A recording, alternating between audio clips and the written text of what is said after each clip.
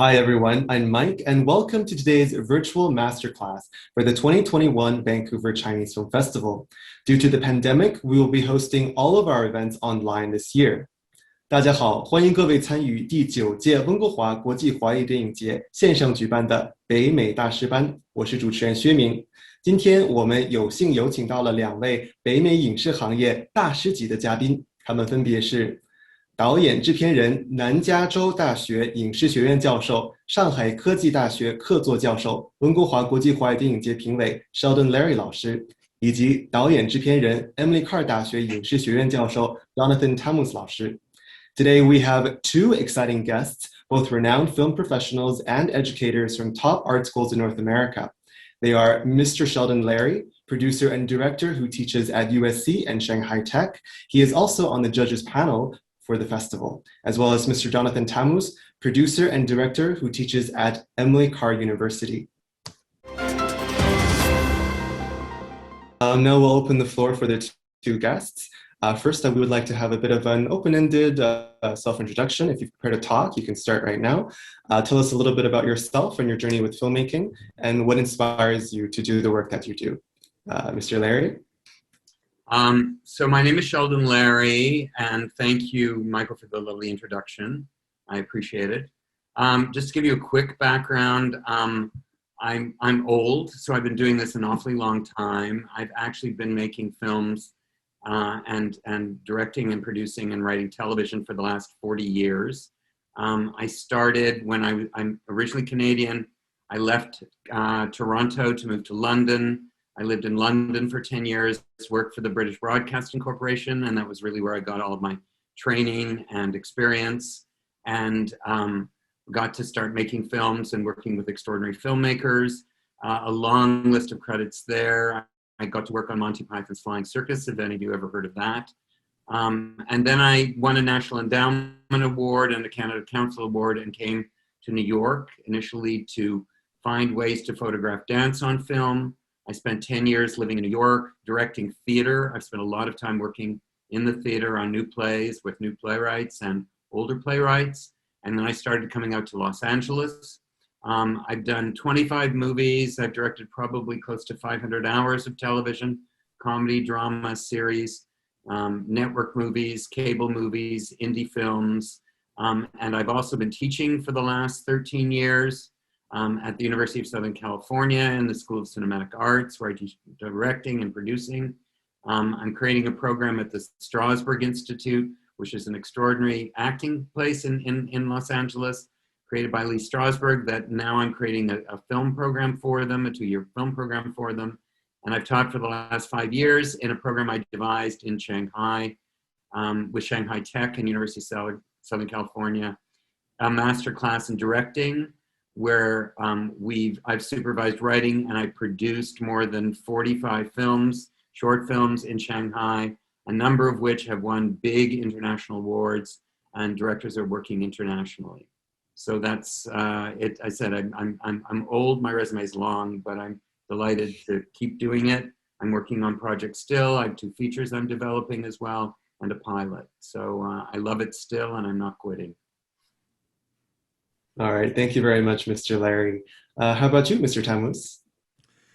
Well, I've been around for a while as well. I've been making films since the early 80s. I guess I fell in love with films as a very young sort of adolescent, and I knew this is what I was going to do.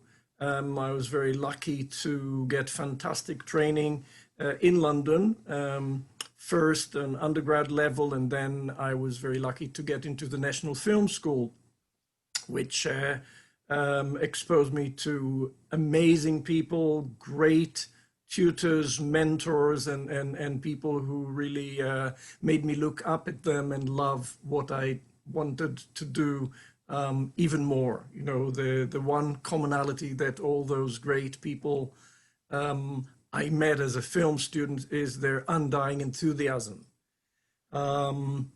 It is a labor of love. I still love it just as much as I did as a teenager, you know, in the 70s. My background is in mostly, I would say I'm a character-driven director. I'm interested in what make people tick. My work is sort of always sort of trying to find some social relevance. I try to tell stories that mean something, you know, and I'm a huge believer in local stories. Mm. I actually think that real powerful cinema is incredibly local, and it communicates not because we are familiar with all localities in the world, but because we know they feel true. I've been lucky over the years to work, most of my work was done out of London. I worked pretty much all over Europe. I worked on both, coasts of North America, done some features, episodic television, shorts, and most recently, as recent as last week, I returned from Lithuania, a small country by the Baltic Sea, where I worked with about 30 young European filmmakers just to rekindle that enthusiasm that we missed so much over the past 15 months. It was a very exciting experience. And what I do love about this industry is really how universal it is. We may be doing things a little differently in various countries. I shot in Africa twice. I shot in the Middle East, Europe, North America.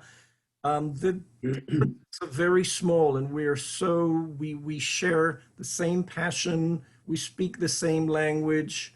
My one and only visit to China was with a feature film that was screened at I believe it's called the Golden Rooster and 100 Flowers Festival, and met with a lot of Chinese filmmakers. And despite, you know, obviously collapse, we're totally united. I could see that sort of sparkle in their eyes that I recognize in filmmakers.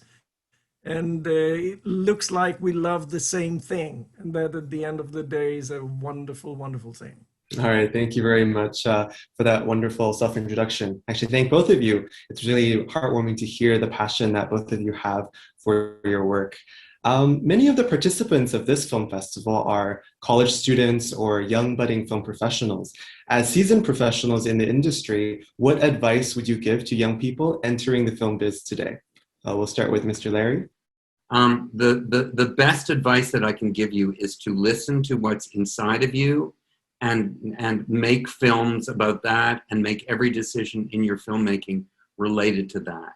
There's no magic wand and there's no magic path. When I started teaching this program in China with Shanghai Tech and USC, the filmmakers came, all of them. I got to choose them, and they were all extremely talented. I got to see their work and select them on the basis of their ability. But I think they were looking for a blueprint. They were looking for a kind of list of rules and list of like a recipe to follow. And the truth is that there is no recipe. The recipe is, it's one of your own devising.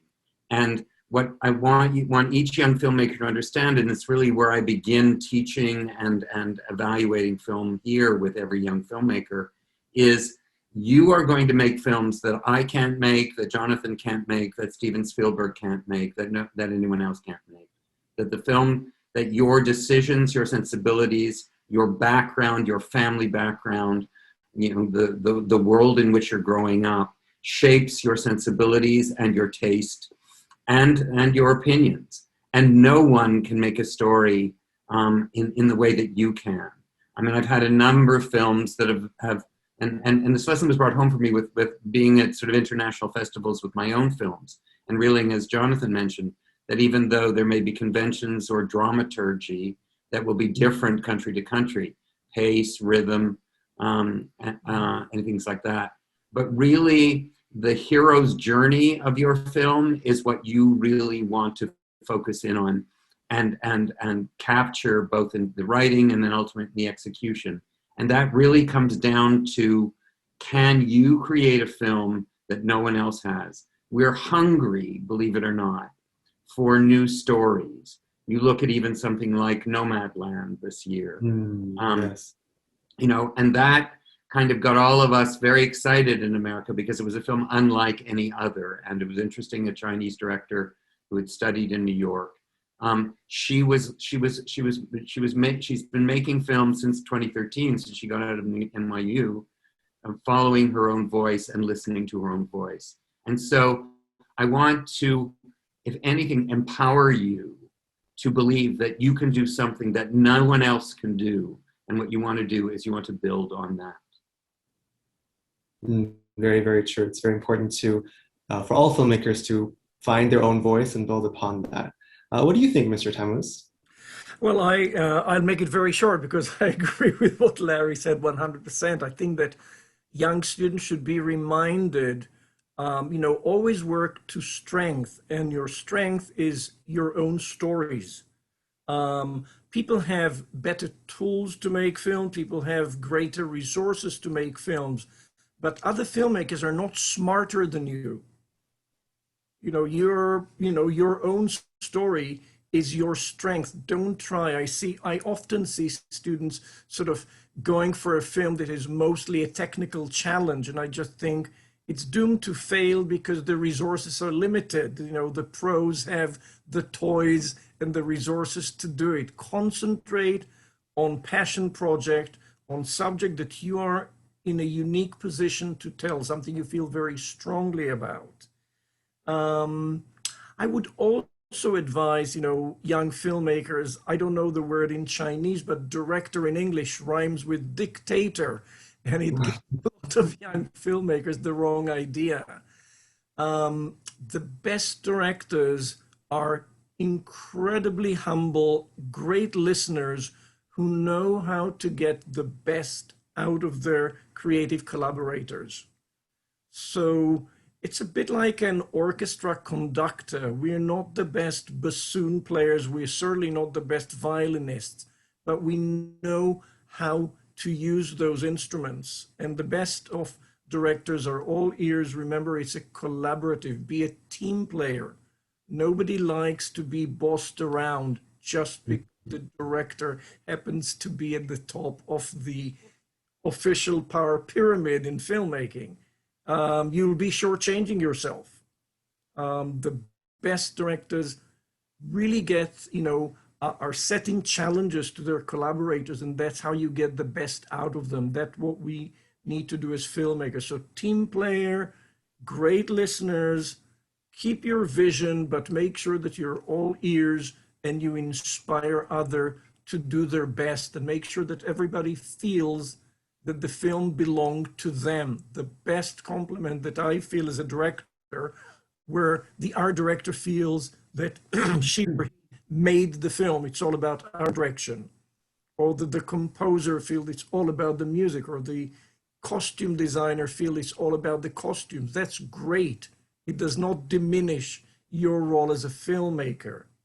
It enhances it. So enjoy basking glory and inspire your collaborators to do their very best. Can I just pick up on that? And Of course.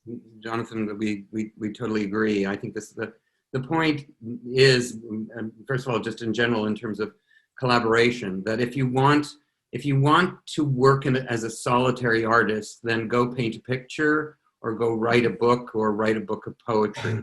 The great joy of filmmaking is that it is collaborative, and I call it's the most gregariously creative job that I could be in, because I am blessed every day to have the talent and presence of talented people, whether it's if you're co-writing with a screenwriter or a cinematographer or a costume designer or production designer or an editor or everyone that you work with along the line, and actually your job as a director is pulling the best out of them. Ultimately, what I feel about directing is that ultimately what you've got to understand is that you are actually ultimately what you are directing is you're directing the audience. And that's some way to get out of yourself. It's not about kind of embellishing or exploding your particular vision, but it's about how can you carry an audience moment to moment on an emotional journey.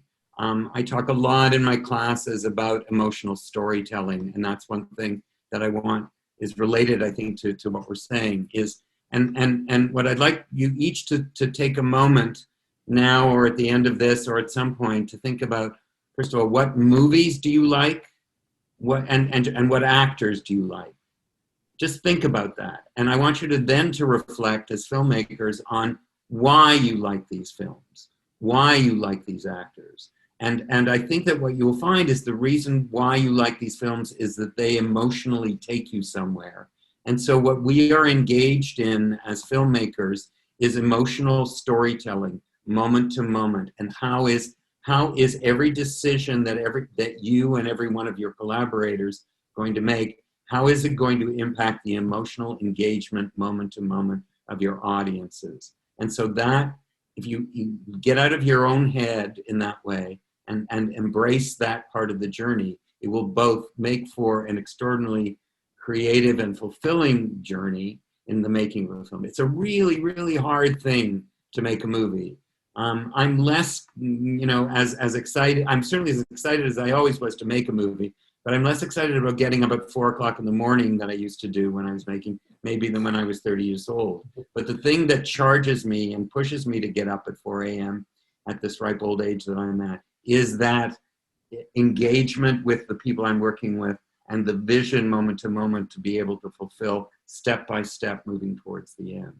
So emotional storytelling and is key, and make sure. Noel Coward had a quote that I sometimes refer to when he was talking about plays, but it's make them laugh, make them cry, make them think, and never, never bore the hell out of them.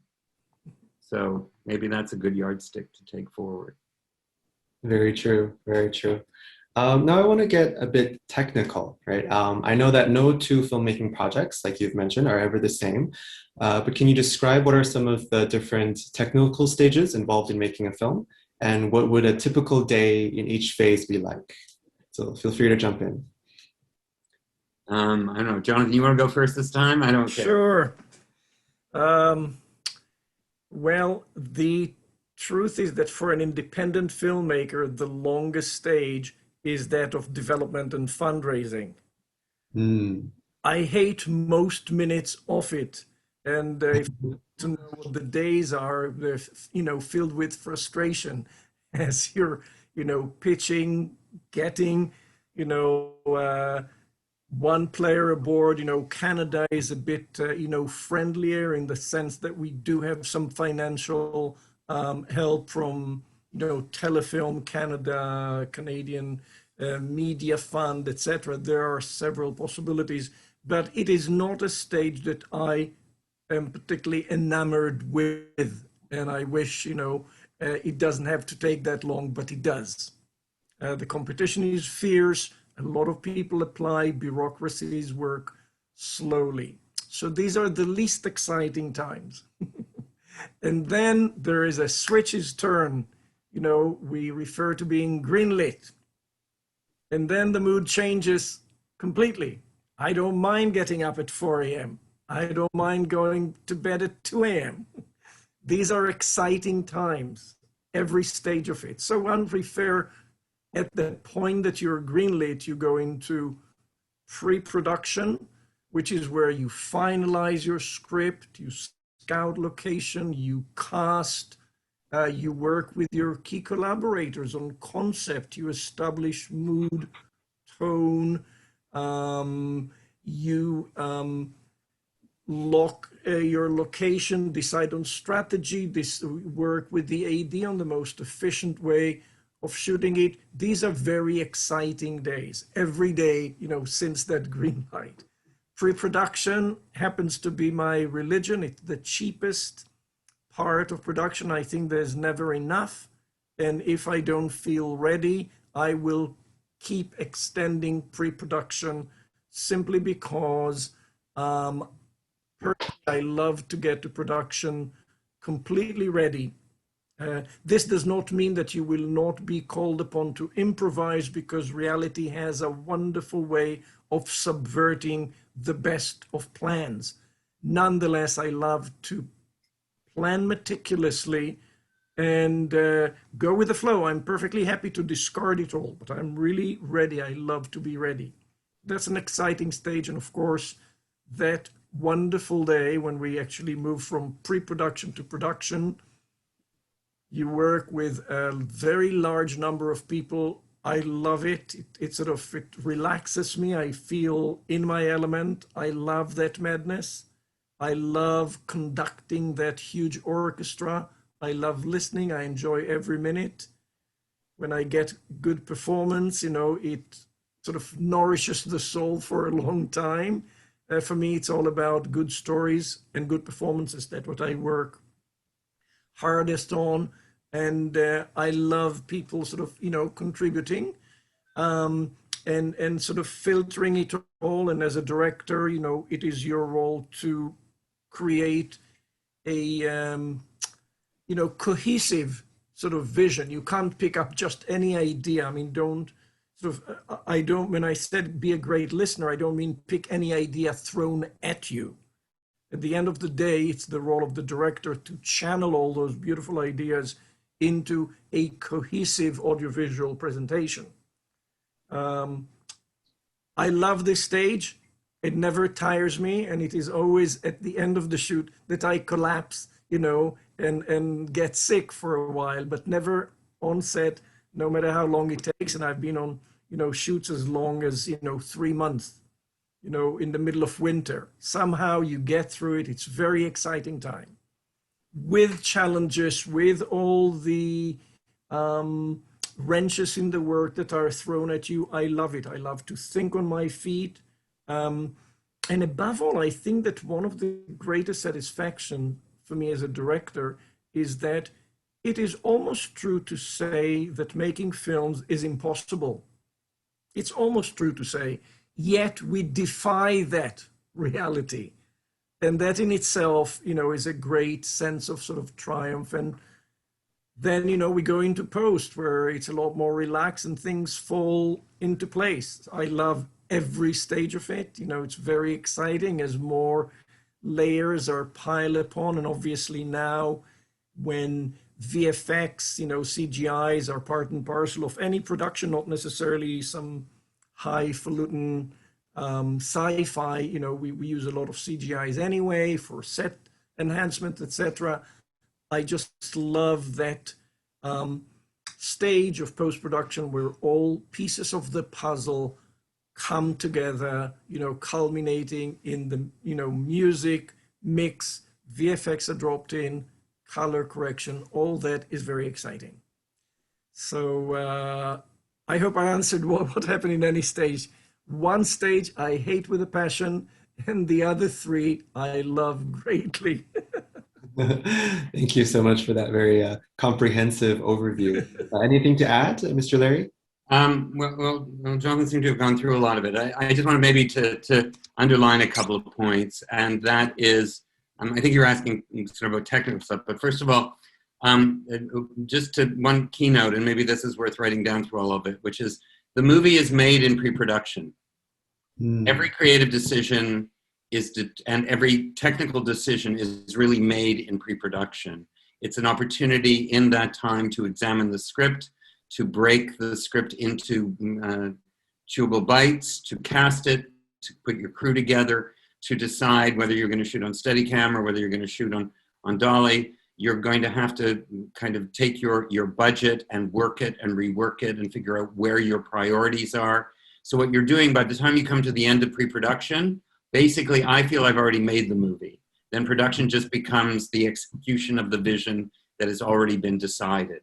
So Jonathan said he likes extending pre-production if it's not finished, and that's true, that basically certainly you're not spending as much money, but really see pre-production as the most creative opportunity. That's really, really important. And if you've done that, then you can go into production with a plan, with an idea, with a shot list, with a flow of day, with a schedule that's going to work for you, and really make some difference in terms of ultimately when you can throw some of your plans out, you'll have that opportunity. We do, again, to repeat a little bit, basically I'm a great believer in chaos theory. Basically, the world tends towards chaos. So the presumption that we can make a movie which is made out of order, where we can figure out a shot list and figure out an analytical and creative way to put together both, pre-production, production, post-production, and then the storytelling of a film, is an artificial creation, and sort of understand that. So weighing your creative decisions. The other thing I want to talk about is it doesn't matter if you're working. One of the things I do at USC and at Strasbourg is basically tell my students is that you have a zero budget, okay? And that's the way that you should begin. Therefore, when you figure out what it is you need to spend money on, then that will be something that you really need to spend money on. Do I need 300 extras, or do I need an additional day shooting? Do I need, and so those kind of decisions are really important. What can you not live without? And that's the best guideline that I can give you for all of the technical decisions. We want all the toys and bells and whistles, and we all want to be, have 8,000 extras and, magic cranes and luma cranes and all the kind of techno cranes and all the wonderful kind of toys that exist. But do we need that in the moment? And that's the evaluation. So rather than what's technical, you can find the technical. I was, among the other thing, I've mentored a lot of students at USC. Ryan Coogler, who directed Black Panther, was one of my mentees. I worked with him on his thesis film. His thesis film is remarkably similar to Black Panther because it contains the values and priorities and creative decisions that he makes and the things that are important to him. Now, I understand from your self-introductions that both of you have had a lot of international experience. So what would you say are some of the key similarities or differences between making films in, say, Canada and other countries such as the US or China or Europe? And what unique advantages or challenges do you see for each locale? I think that the good news is that filmmaking is very international in nature. So the very first film that I produced happened in Ghana. So you think that's a faraway country on a different continent. Yet, we arrived, a small kind of American, Austrian, British crew. We arrived in Ghana, and we connected with our Ghanaian, crew, and we realized we speak the same language. We play with the same toys. The differences, if there are any, were minute. They're not substantial. They're ones that can be explained in a couple of minutes. So really my personal experience is that it is remarkably sort of similar. I shot in Spain. I shot in French-speaking Africa, the completely different country, Niger.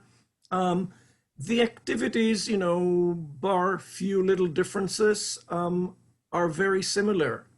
I have not shot in China, but I have spoken to Chinese filmmakers who very much spoke sort of my language. So there are some, small differences. They're not huge in terms of hours, in terms of, maybe in Germany they won't call, the first AD in Europe tend to be the artist apprentice. So, for instance, Sergio Leone, the great Italian director, was AD of Da Sica, and he worked as an AD. So it's just a different, there is, a slightly different job description. They'll call set manager the person who we call first assistant director. But I don't think that in a substantive way, the differences in my experience have been, meaningful in any way. So it's very, very much of an international, I shot in Spain, and if anywhere where it was a bit more different than anywhere else, it happened to be in Germany, where I shot 2 films. And I think that the differences really stem, they're more philosophical than practical, because in Germany, and the 2 films that I did there were kind of indie feature films. They loathe the term film industry. For them, it's art, and they felt sort of a deep disdain for us barbarian English-speaking barbarians who the word film industry, which they spelled with triple S, like Oh. street. They really, but nonetheless, we work in a very similar way, other than surprise, surprise, they're just a little more chaotic than because they regard it as art, and then that's fine. They make fantastic films in Germany, but having just literally a week ago, I was shooting on the shores of the Baltic Sea with young, filmmaker from throughout, Eastern Europe, a couple of Americans. We had no difficulties whatsoever to gel as crew and work together and produce film. We do it pretty much the same way, and that's a wonderful thing that we really are talking about a universal kind of industry, provided we tell our own stories and don't feel that we kind of have to produce something that will appeal internationally. I think that what appeals internationally is locally true. That's my feeling. I know it sounds a bit kind of a bit of an oxymoron, a bit of a contradiction, but it's actually it's not my original. Federico Fellini said that he was asked why he's so popular all over the world. He said, because I am a parochial filmmaker. He only made films in Italy and in two cities that he loved, Rome and his hometown of Rimini.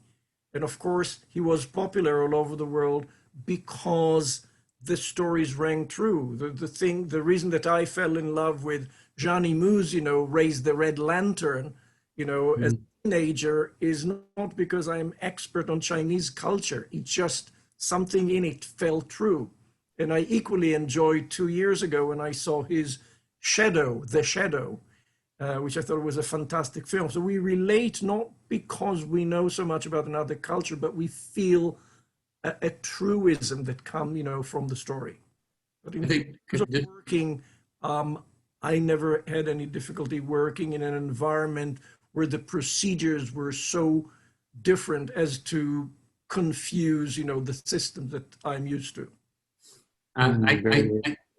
I think just picking up on that, I'm back, and I think what you said is exactly right, Jonathan, and that it goes back to the thing about speaking with your own voices. Don't worry about making a Hollywood movie or feeling that there's something to get from someplace else.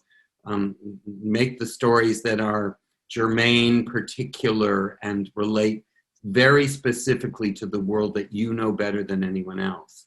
And we will be curious. And ultimately, we find in any kind of, and it's true of any kind of filmmaking, it isn't even, Marvel and DC filmmaking compared to sort of indie film. Basically, you're dealing with human stories. And really, while our particular environments are different, our particular maybe ways of telling stories are different, the stories we tell are really the same and they resonate. And it's, again, going back to that concept of emotional storytelling, in making us as a viewer emotionally engage, you make us laugh, cry, think, then you are going to make an international film.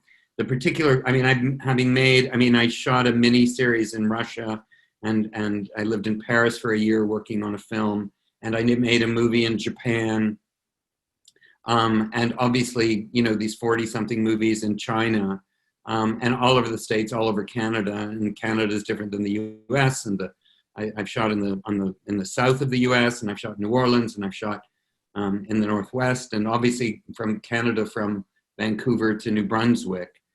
Regionally, there are particulars of culture, wonderful, wonderful details of particular culture.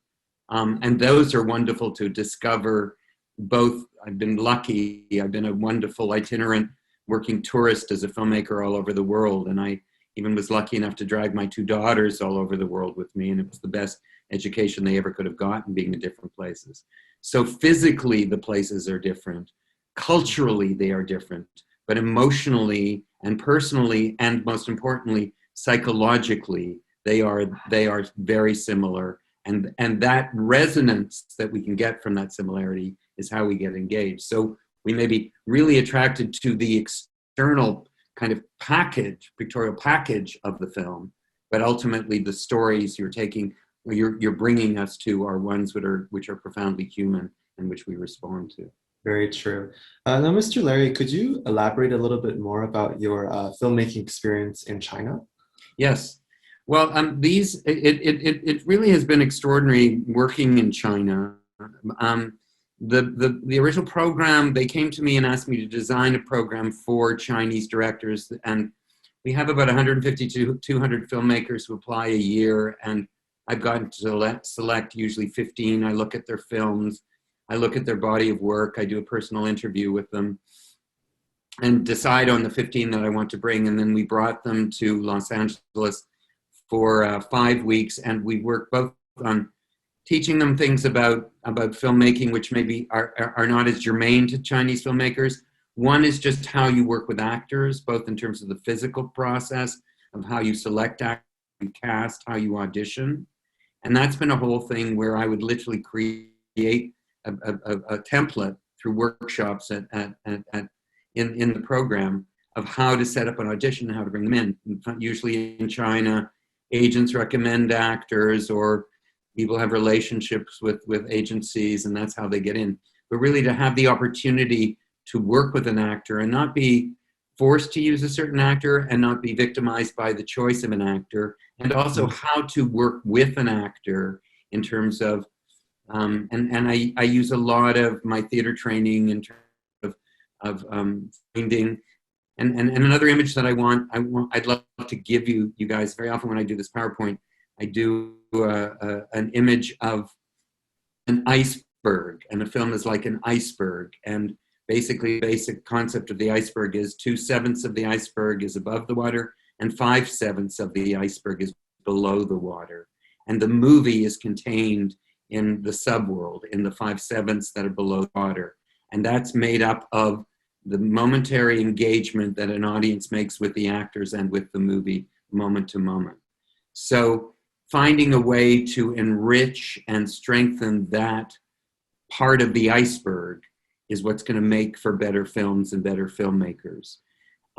So that was a concept that was very kind of alien to a lot of my filmmakers, but the films improved, 9,000% simply by freeing them to participate with the actors. And it also became a hugely liberating thing for the Chinese actors even, who never worked in this way. But basically making films there is not dissimilar to making films anywhere. You have a budget, there's always, you have to figure out where the money's being spent, what your priorities are. You have to create a schedule in the pre-production. Basically, we're protected by 12-hour days. It seems as though in China you're shooting 24 hours a day, it seems no matter what time of day or night. A third of the crew would be sleeping, a third of the cast would be sleeping, and somebody else would be working.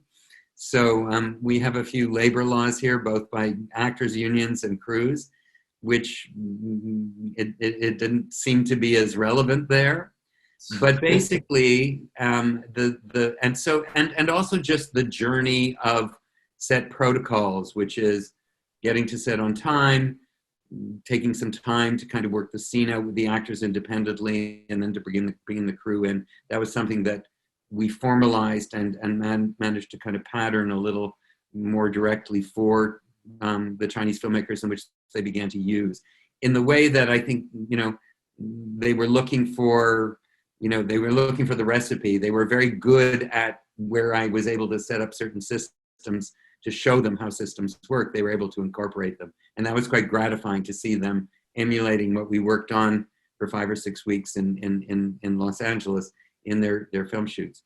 But basically, the strength of the director, the vision of the director, the voice of the director, and the nature of the collaboration with his colleagues and compatriots was basically not really dissimilar. I don't want to work 24 hours a day, but but I think the marathon sprint of filmmaking and the excitement and vision of the filmmakers and the genuine enthusiasm, which we all kind of, from which we get the serendipity that is filmmaking, is one of the things that was sort of consistent. And the other thing that was an interesting growth for these Chinese filmmakers, the first year that I did the program, we didn't have enough time left for post-production. And I got the impression that for Chinese filmmakers, oh, you shoot the film and then you do your cut and that's the end of it. And it's really expanding the whole concept of post-production in China to understand that basically post-production is another rewrite. That basically you do your draft to get a green light, you do your draft in pre-production when you deal with production facilities, you do a draft of your script in production when you make the changes on set and what happens. But there's a complete rewrite that is done. And basically, when you get into the cutting room, it is the beginning of the process, not the end.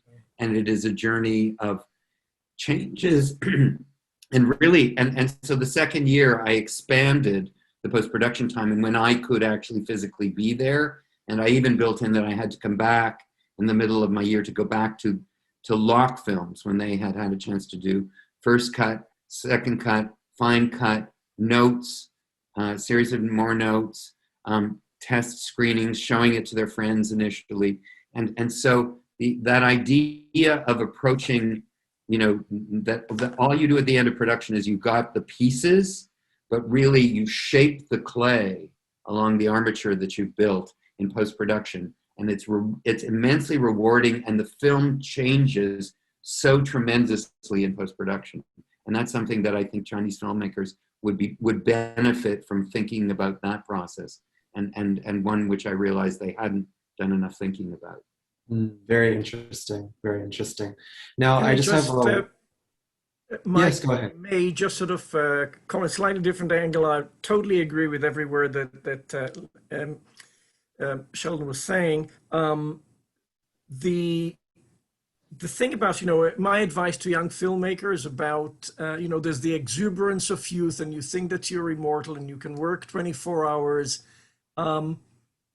Personally, I don't like to work with a crew of zombies. And at some point, something gives. The set becomes unsafe. I kind of like the more regulated thing, and you realize that there is a point where the law of diminishing returns kicks in. The more you do, the less you get back. I would say that also about, working with actors. You direct an actor 29 times to get an emotional point, and you think that you're being very precise, and the actor reads the subtext, which is you hated her or his performance 28 times. That will not endear you to them or get better performances down the line. So it is important for people to organize and realize that you need to be fresh. You need to be able to think on your feet. Like I said, even the best of plans require adjustment. There's a lot of thinking on our feet while we execute a plan, which is what production is. It's a good idea to sleep in between, in between shifts. You really get a better product. It's a bit of a fallacy. If we work 24 hours for 7 days, we may be better off working 7 days and working only 12 hours per day will be more productive. It certainly. I want to say two things to that, Jonathan, and good for you for saying it. Two things. First of all, it's understanding that actors are not machines, and basically understanding the respect of their time and of their talent and ability, and to be very clear what you want and need from them, and not to exploit actors. Very often young filmmakers don't know exactly what they want, and the poor actors are either given bad direction or no direction, or asked to do a scene 38 times, and there's no way in the world that you can get the freshness, spontaneity, excitement, and discovery of a moment if it's being beaten into the ground through multiple times, and disrespect for the time of the actors. And the other thing that needs to be said, and I know it's not a thing in China, but is a huge thing here, and this is about having schedules and respecting time, is safety. filmmaking, it can be a very dangerous place on a film set. You've got lots of equipment, you've got lots of sharp points, you've got electricity, you've got a huge number of people in a confined space. And, being safe and aware and respectful, we all need to live to fight another day. And the director, and we're so focused forward on what's in front of the frame that we're very often not looking around at the 270 degrees of what's not on screen.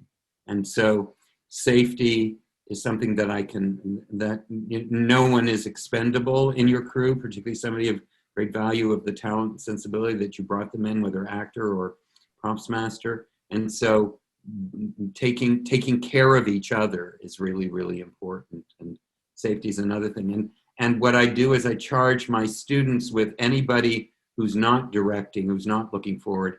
It is everybody's responsibility to keep everyone safe. And so that's another just general lesson to walk away from. Absolutely. Now we're almost, our time is almost up. I just have one last question, and both of you can tie in your concluding remarks when answering this question. There have been a lot of transformations over the past few years, both in terms of technology as well as global conditions, such as climate change, many new social issues, and of course the ongoing pandemic. How do you think filmmaking has evolved to adapt to these new realities? I think, well, I'll go first this time, it's okay. I think that filmmakers are sensitive, sentient beings, and they are also truth tellers. And it is their responsibility to tell stories with truth and accuracy and depth. And that means that they really force themselves to dig deep in the storytelling and in their execution. And I think that's really important. I think that social issues inform our films. I think that, I go back to the Noel Coward quote, make them laugh, make them cry, make them think, but never bore the hell out of them. Films are meant to be engaged with and in some way enjoyed. We want to be shocked or scared or made to laugh or made to cry moment to moment, and that's our responsibility. It's interesting to see our world reflected, and it's interesting, Jonathan, I don't know how old you are, but we're probably of the same generation, I would guess. Probably are, yeah.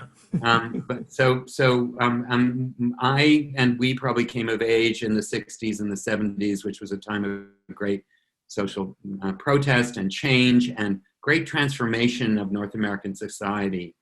And I think that our films reflected the world, and I think that's what's important.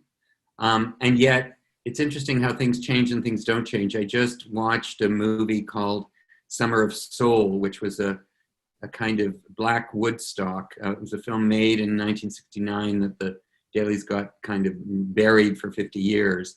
And it was a time of both America went to the moon, and we had the birth of women's liberation and social issues. And the issues that were in this film was an entertainment, basically. It's just an extraordinary catalog of the major African-American artists of the day. The issues were all the same. And yet what was there, the film was extremely powerful in its ability to illuminate a moment. And so that's what I think is that things don't change. Things change moment to moment. We go through great changes in this country, in the United States. Canada goes through its own, China goes through its own. Every country in the world is going through transition. And filmmakers both crystallize a moment, but also reach deeper to those human stories. So in some ways, what I'm saying is that even though the superficials may change, the core, the appeal, the continuity of emotion is what stays and remains. So go make a bunch of great, emotional, truthful movies. And I can't wait to see what you bring to the festival next year and the year after that. All right, thank you so much. Mr. Tammuz, anything to add? I'll just start with the easier part of it. You talked about evolving technology technologies. The beauty is that those of us who've been at it for all these years, we are just like young students, except we have been students of film for a longer period. You never reach a point where you said, I know it all. I learn something new every day on set. I love to incorporate new technology if it serves me right. So that's the exciting part about it. My life has not changed as a director because cameras are now digital as opposed to analog. But certainly the advent of CGI, VFX, change the way we work, quite considerably in terms of, sets, recently, if you look at Mandalorian, I've had the good fortune to actually be on a set of LED walls, and that's incredibly exciting, where you literally bring the location to a studio rather than go to location. You bring it to a studio with LED panels. So I love evolving technology. It's wonderful. It keeps us, hopefully, the two gentlemen that you've spoken to feel a little younger than their physical age, because we're students, just like you. We've just been at it for a lot longer, and I always wake up in the morning and hoping to learn something new. So that as to technology, it's very exciting that we have new paintbrush and toys to play with. Personally, I always focus on the human condition. I love films that are socially relevant. However, my dilemma is that I hate to preach. I love to tell engaging stories. So I'm always looking for an entertaining and engaging way to tell serious stories. So I'm looking for really serious social and interpersonal issues told in an engaging and interesting way, which is not preachy. And that's that's the focus of my work, and I think it's a good idea for whoever think of making film to think about something that's relevant to them and feel that by telling their stories, they're moving someone, they're engaging someone, they make someone think. All right, thank you so much. And thank you so much to both of you. We're so incredibly lucky and privileged to share all of this information with our audiences from such talented masters like yourselves.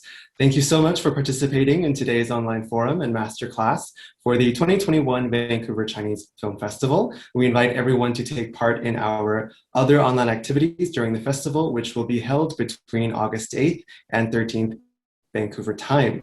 非常感谢各位老师对温哥华国际华语电影节的大力支持。那么本届电影节呢，将在温哥华时间8月8号至13号，北京时间8月9号至14号线上举行。那么大家可以敬请期待更多的精彩活动，也不要忘记关注我们在各媒体平台上的官方频道。